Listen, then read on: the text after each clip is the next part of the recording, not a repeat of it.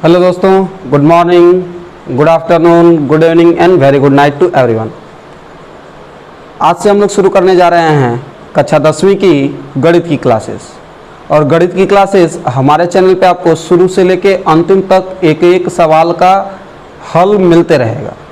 ऐसा नहीं होगा कि बीच की किसी एक प्रश्नावली का गायब कर दिया जाएगा या फिर कुछ प्रश्नावली तक हम फ्री में हल कराएंगे, उसके बाद आपसे कहेंगे कि आप अब हमारे एप्लीकेशन को डाउनलोड कर लीजिए, उस पर हम पढ़ाएंगे। ऐसा बिल्कुल भी नहीं करेंगे। आपको सारी की सारी क्लासेस बिल्कुल फ्री में ओनली ऑन यूट्यूब, बस यूट्यूब पे ही हमारी सारी वीडियो फ्री में ही आप लोग को उपलब्ध होगी। तो आज से हम लोग शुरू करने जा रहे हैं और शुरुआत की पहली कक्षा है हमारी जो प्रश्नावली 1A है। तो प्रश्नावली 1A से पढ़ने से पहले हम ये जान लें कि ये किस चैप्टर का है। तो सबसे पहले तो हम ये जानते हैं जिस चैप्टर को हम पढ़ने जा रहे हैं, अर्थात जिस अध्याय को हम पढ़ने जा रहे हैं, उसका नाम है वास्तविक संख्याएं। अंग्रेजी में बोला जाए तो उसका मतलब होता है रियल नंबर्स। अब रियल नंबर किसे कहते हैं, रियल नंबर का मतलब क्या होता है? तो असली में वास्तविक संख्याओं का मतलब है रियल नंबर। और रियल नंबर को दूसरे शब्दों में कहा जाए तो असली संख्याएं। असली संख्याएं, अब असली संख्याएं किसे कहते हैं? वे संख्याएं जिनसे हम किसी चीज गणनाओं का अध्ययन कर सकते हैं, मतलब किसी चीज की गणना कर सकते हैं। गणना का मतलब सिर्फ प्लस करना, जोड़ देना, घटा देना ही नहीं होता है। गणना का अर्थ होता है कहीं पे किसी का भाग निकालना, कहीं पे किसी का अंश निकालना, किसी का हिस्सा निकालना। ये सारी चीजें तो गणना में ही तो आती हैं। गणना करना ही, जैसे अगर हम कहें कि बैंक में 1000 जमा किए, 500 निकाल लिए, तो प्लस 1000 भी हमारी वास्तविक संख्या के अंतर्गत आती है, माइनस 500 भी हमारी वास्तविक संख्या के अंतर्गत ही आती है। इसका मतलब है कि प्लस वाली संख्याएं भी, माइनस वाली संख्याएं भी, ये संख्याएं भी किसके अंतर्गत आती हैं? वास्तविक संख्याओं के अंतर्गत आती हैं। जीरो भी हमारा वास्तविक संख्या के अंतर्गत आता है। मतलब सभी पूर्णांक, प्राकृतिक संख्याएं, पूर्ण संख्याएं, सभी की सभी संख्याएं, परिमेय संख्याएं, ये सभी संख्याएं वास्तविक संख्याओं के अंतर्गत आती हैं। वास्तविक संख्याओं के ही कुछ अनुप्रयोग हैं। जैसे वास्तविक संख्याओं पे हम कुछ क्रियाएं करते हैं, उन्हीं क्रियाओं को हम प्रश्नावली 1A में हल करेंगे। प्रश्नावली 1A में सबसे पहले यूक्लिड विभाजन एल्गोरिथम, मतलब यूक्लिड विभाजन एल्गोरिथम का प्रयोग करके हमें HCF ज्ञात करने के लिए बोला जाता है। बोला गया है प्रश्नावली 1A के पहले सवाल में। देखिए पार्ट 1 हमने लिख दिया है ताकि आप लोगों को जब भी वीडियो देखे, वैसे तो हम वीडियो में लाइन से L1 L2 L3 या P1 P2 P3 करके डालते रहेंगे, जिससे आपको पता चलते रहे। थंबनेल हमारा यही रहेगा। तो थंबनेल पे ज़्यादा टाइम वेस्ट न करते हुए हम लोग नॉर्मली पढ़ते चलेंगे, ठीक। तो हम L1 L2 ऐसे करते रहेंगे, जिसमें जो है निम्नलिखित संख्याओं का HCF ज्ञात करने के लिए यूक्लिड विभाजन एल्गोरिथम का प्रयोग कीजिए। हमें यूक्लिड विभाजन एल्गोरिथम का प्रयोग करना है। सबसे पहले तो हमें जानना होगा यूक्लिड विभाजन एल्गोरिथम होता क्या है। तो हम अगर बात करें तो अगर हमने 6 में, 2 में, 3 में सब जगह भाग तो दिया होगा। अगर हम 7 में भाग देते हैं 2 का, ठीक, 7 में भाग देते हैं 2 का, तो 2 तिहाई 6 और 1 बच जाता है हमारा शेषफल। तो इसे हम कहते हैं भाजक, इसे हम कहते हैं भाज्य, इसे हम कहते हैं भागफल और इसे हम कहते हैं शेषफल, ठीक। वीडियो रात में रिकॉर्ड हो रही है, इसलिए थोड़ी आवाज़ जो है इधर उधर की आ रही होगी, लेकिन आवाज़ जो है हमारी आवाज़ का ध्यान दीजिए आप लोग। थोड़े कीड़े मकोड़े का आवाज़ जाएगा और कुछ नहीं। तो देखिए भाजक, भाज्य, भागफल और शेषफल, जिसमें हम लिखते हैं कि भाज्य बराबर होता है, भाज्य बराबर बहुत ही छोटी चीज़ है, भाज्य बराबर भाजक गुणे भागफल, ठीक, और प्लस शेषफल। अब इसको हम इसी पे करके देख लेते हैं। तो 7 बराबर 2 गुणे 3 धन 1, तो 7 ही तो आएगा। और यही जो है हमारा यूक्लिड विभाजन एल्गोरिथम भी है। यही नियम, इसे ही हम यूक्लिड विभाजन एल्गोरिथम भी कहते हैं। लेकिन है क्या कि हमें इसके लिए थोड़ा सा सिर्फ परिवर्तन करना पड़ता है HCF ज्ञात करने के लिए। तो HCF ज्ञात करने के लिए हम जो परिवर्तन करने वाले हैं उसको हम लिखते हैं कैसे हम हल करते हैं।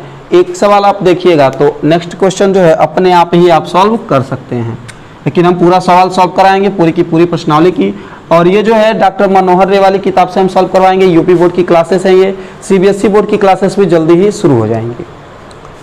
सबसे पहला क्वेश्चन 135 और 225 का HCF ज्ञात करना है। हम हल लिखेंगे जब तो लिखते हैं 135 छोटा है 225 से, इसलिए हम 135 से भाग की संक्रिया करेंगे 225 में।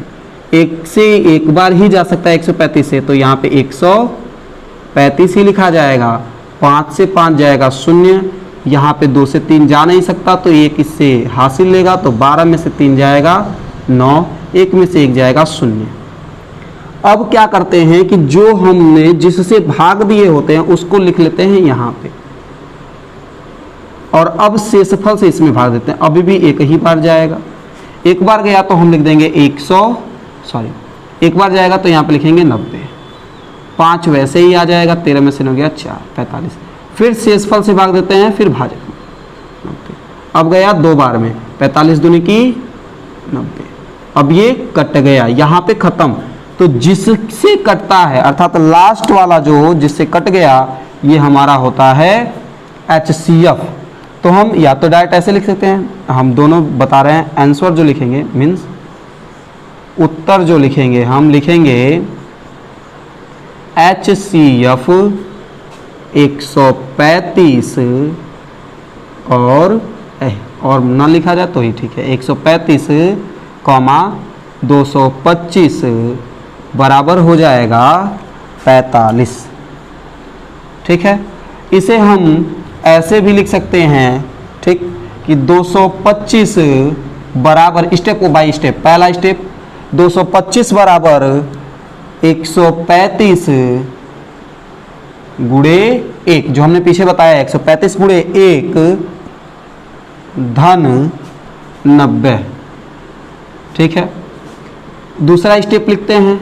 दूसरे स्टेप में हम लिखेंगे कि 135 जो ये होगा यहाँ पे आ जाएगा। अब 135 बराबर, तो 135 बराबर 90 गुणे 1 में ही तो गुणा किए हैं, और प्लस 45। ठीक है, इसके बाद से तीसरा स्टेप है हमारा। अब हम 90 को, ये 90 हो गया। अब हम 90 को यहाँ पे लेंगे, 135 वाला तो हो गया 90 बराबर, तो इसको हमने 45 जो शेषफल था 45 गुणे 2 धन 0, इसलिए HCF 135 225 बराबर आएगा हमारा 45, और यही हमारा आंसर हो जाता है।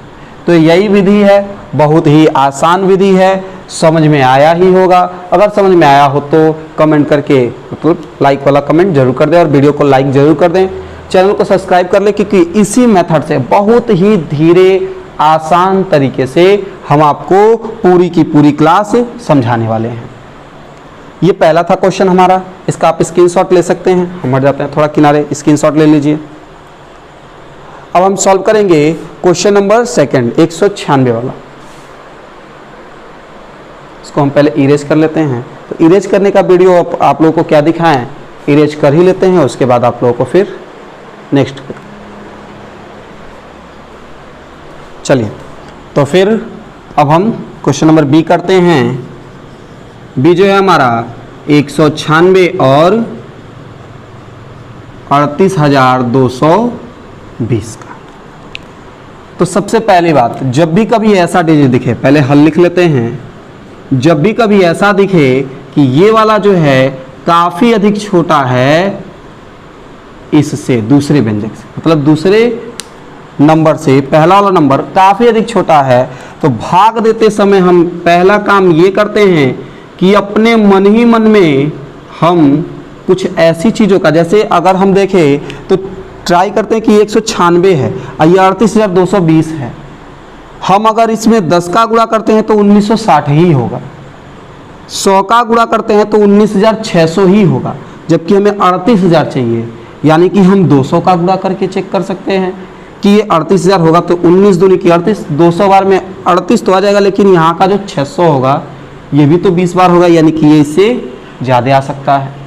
तो सबसे पहले हम इसको 200 बार नहीं तो 100, पहले देखिए 200 बार नहीं हो तो पहले हम 190 बार करके देख लेते हैं। अगर 190 बार नहीं हुआ तो 5 बढ़ाएं 195 बार, फिर नहीं हुआ तो 2 बढ़ाएं, फिर नहीं हुआ तो 3 बढ़ाएं, ऐसे बढ़ा के चेक करते जाते हैं। तो पहले हम 190 से गुणा करके देख लेते हैं कि आता है कि नहीं आता है। तो 196 गुणे 190, तो 1 0 2 0 3 0 की गुणा करेंगे तो 9 × 54 के 4, हाथ में हासिल 5, फिर 9 81 और 5 86 के 6 हाथ में लगा 8, 9 1 9 8 17, फिर 6 9 और 1 तो 0 4। देखिए हमें दूसरे भी इसमें पता चल गया कि नहीं होने वाला नहीं है, क्योंकि यहाँ पे तो 2 चाहिए, यहाँ पे 4 आ गया, तो इसको हम मिटाते हैं। अब 196 का 195 में करके देख लिया जाता है। 5 बढ़ाते हैं फिर 2 बढ़ाएंगे। देखिए चूंकि हम 190 क्योंकि बहुत ज़्यादा कम आया था इसलिए हम 5 बढ़ा लिए हैं, इसके बाद 1 1 बढ़ाते हुए 96 करेंगे हम। तो 195 5 6 के 30 के 0 हाथ में लगा 3, 5 9 45 और 3 48 के 8 हाथ में लगा 4। देखिए हासिल हम लेते एकदम छोटे से छोटी चीज़ भी आपको बताते चलते हैं। 5 1 5 4 9, ध्यान से देखिए 5 6 के 30, 5 9 45 3 48 4, 5 1 5 4 9, फिर 9 6 के 54 के 4 हाथ में हासिल 5, फिर 9 9 81 और 5 86 के 6 हाथ में लगा 8 और 9 1 9 8 17, कोई दिक्कत नहीं है। फिर यहाँ पे हमारे पास आ जाएगा 9 6 के 54, सॉरी ये तो कर चुके हैं। फिर 6 यहाँ पे जाएगा 6 1 6, फिर 9, फिर 1, यहाँ पे 0 8 4 12 के 2 हाथ में लगा 1, फिर 9 हासिल 1 10, 6 6 12 22 हाथ में लगा 2, फिर हो जाएगा हमारे पास 7 9 16 2 18 हाथ में हासिल 1 और 1 1 2 1 3, यानी कि हमारा 195 बार में पूरा का पूरा कटे जाएगा। तो हम लिख लेते हैं 195 और 38,220, ये तो पहले ही स्टेप में कट गया। तो पहले स्टेप में कट गया तो लिख देंगे HCF 196 और 38,220 बराबर 196, और यही हमारा आंसर हो जाएगा। तो ये तो हमारी थी पहली क्लास। ये जो है आप लोग के लिए होमवर्क है, मतलब आप लोग खुद से करिएगा। अगर आप लोग नहीं कर पाइएगा तो आप लोग कमेंट कर दीजिएगा कि सर ये वाला क्वेश्चन भी बता दीजिए, तो हम ये क्वेश्चन भी सॉल्व करके वीडियो डाल देंगे। लेकिन हमको नहीं लगता है कि आप लोगों को ये क्वेश्चन बताना पड़ेगा, ये क्वेश्चन आप लोग खुद से कर सकते हैं। तो आज तो हम लोग का इंट्रोडक्शन क्लास था, पहली क्लास थी, फिर भी हमने कुछ क्वेश्चन सॉल्व करा दिए। अगली क्लास में हम लोग क्वेश्चन नंबर, मतलब ये पूरी प्रश्नावली अगली क्लास में खत्म कर दिया जाएगा। तो मिलते हैं नेक्स्ट वीडियो में। अच्छा लगा हो तो चैनल को सब्सक्राइब कर लें, वीडियो को लाइक भी जरूर कर दें। Thank you.